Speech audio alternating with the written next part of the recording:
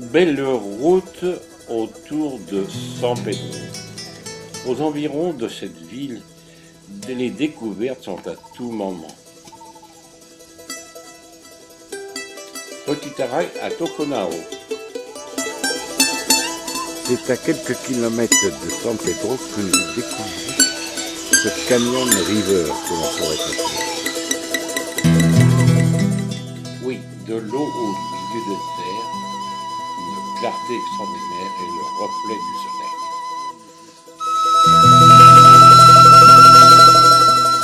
Un peu d'humidité et tout de suite la nature s'épanouit. Regardez ces quelques arbres. Reprenons notre route de désert peut-être, mais avec des coloris extraordinaires. Merci chauffeur. La Laguna Missanti à 4100 mètres. Sous nos yeux, une palette de couleurs, la pureté de la lumière en cet endroit, à cette altitude. On croirait certaines montagnes enneigées, non, c'est du sel. Une pauvre végétation, mais ce qui permet à certains animaux de pouvoir s'alimenter quand même. C'est plus fort que nous, l'œil de la caméra est attiré par ces paysages. Celle-ci est habillée de piliers de remparts sur chaque côté pour en assurer sa solidité.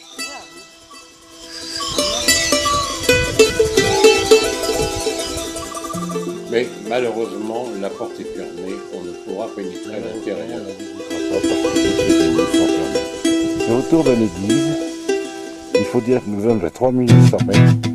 On trouvera toutes ces sculptures en escalier. De cette hauteur, nous découvrons la chose sur le tableau. 8000 km², c'est le scalade.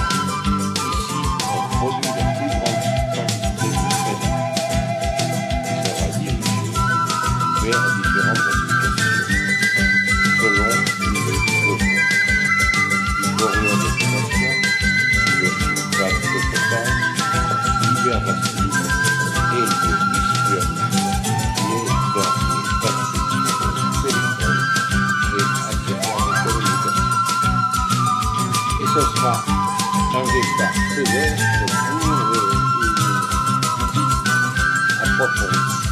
On rencontrera ici la marine, dont naturellement des arbres. Le sel mélangé avec la poussière forme une espèce de croûte.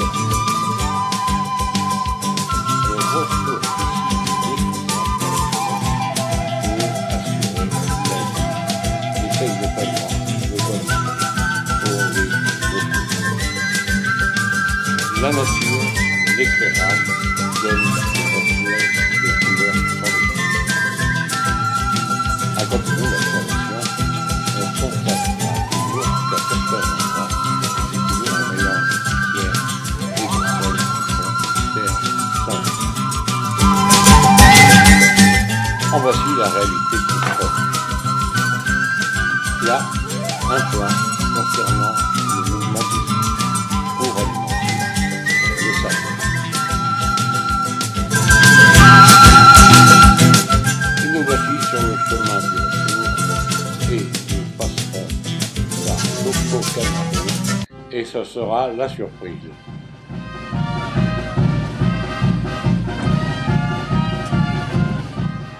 Ici, la fête bat son plein, tambours et trompettes.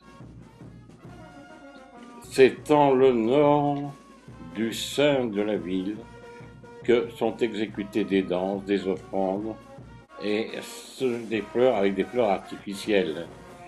Les coloris des vêtements, l'enthousiasme, les gens, une manière de se libérer et d'être heureux.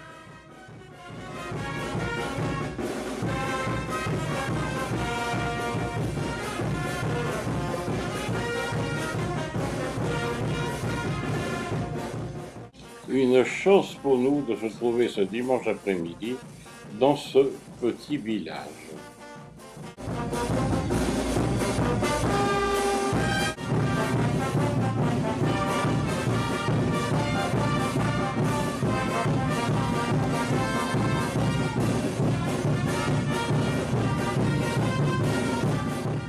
Femmes, hommes, filles et garçons, jeunes ou vieux, savent s'amuser.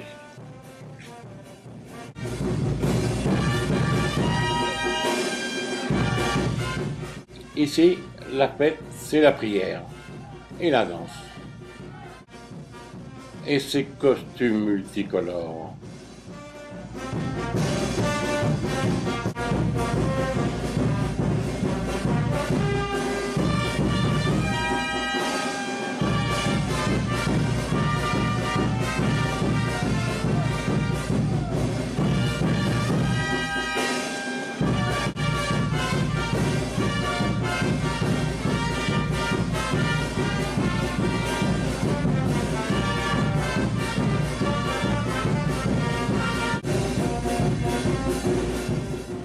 Regardons-les s'amuser.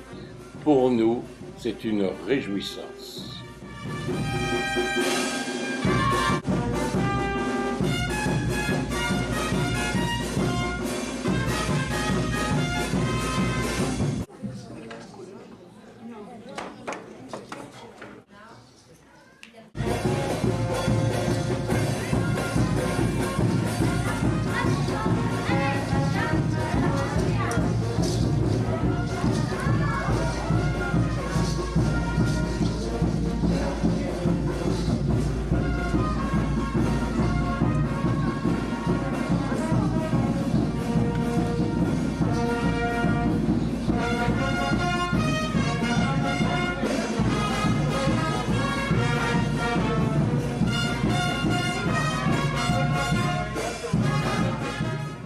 Et la fête continuerait à l'extérieur de l'église.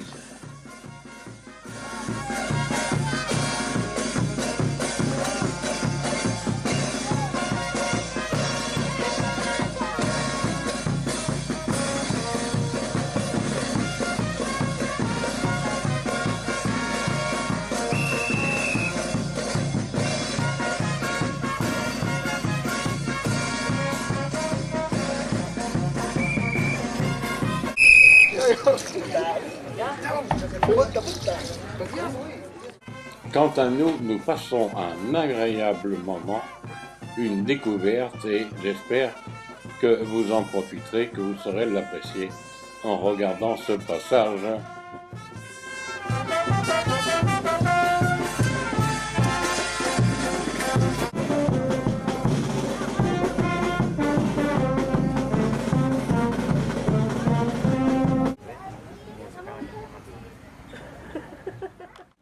Ces petites filles sont splendides, alors sans hésiter, photo souvenir.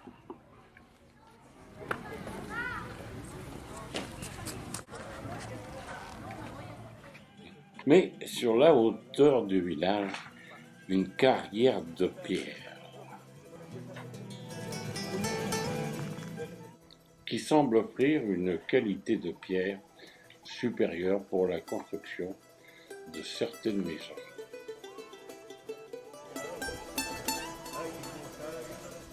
Et pour certains, cela assure le gagne-pain de la journée.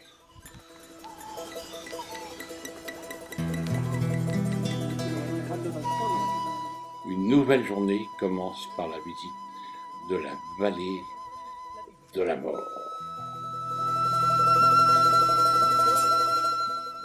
Très impressionnant et vous met en méditation en réfléchissant que ce sont des millénaires qui ont transformé la planète.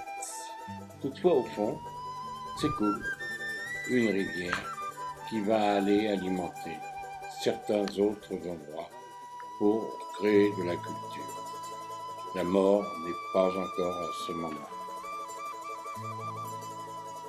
Mais la visite en vaut bien la peine.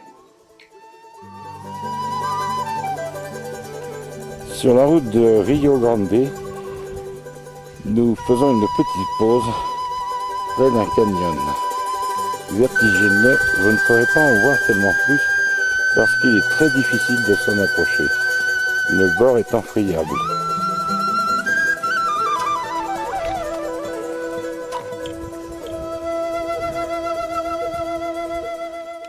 À une certaine époque, le passage était obligé entre San Pedro et Chuchu de manière à récupérer un peu d'eau et de trouver quelques cultures.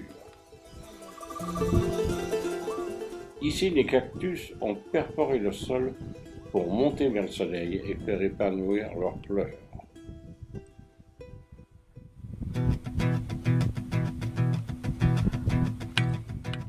Nous sommes seulement à environ 90-100 km de San Pedro.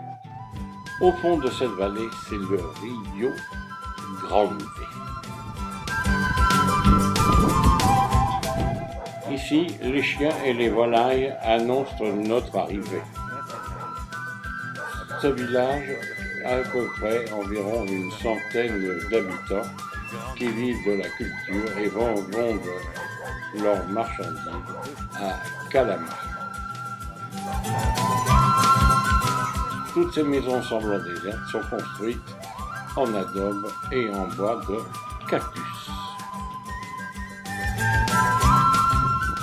L'église de la ville est une des réputées puisque une des plus anciennes de la région après Chuchu. Aussi petit soit-il, on peut dire que ce village de Rio Grande est un peu l'endroit maraîcher pour la région. Et certainement sous ce terme, les gens du village viennent se rencontrer le soir en fin de journée. Un aperçu de ce que peuvent être leurs cultures. Petit contact avec quelques habitants, pas nombreux. À proximité, un site archéologique de la période pré-hispanique. Il apparaît sur ses poches les pétroglyphes des chasseurs guaranos de l'époque.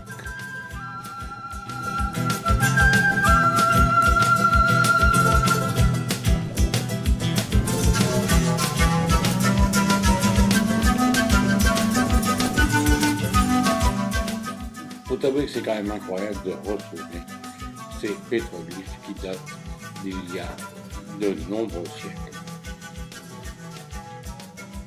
À bientôt sur la suite de ce voyage sur un autre film.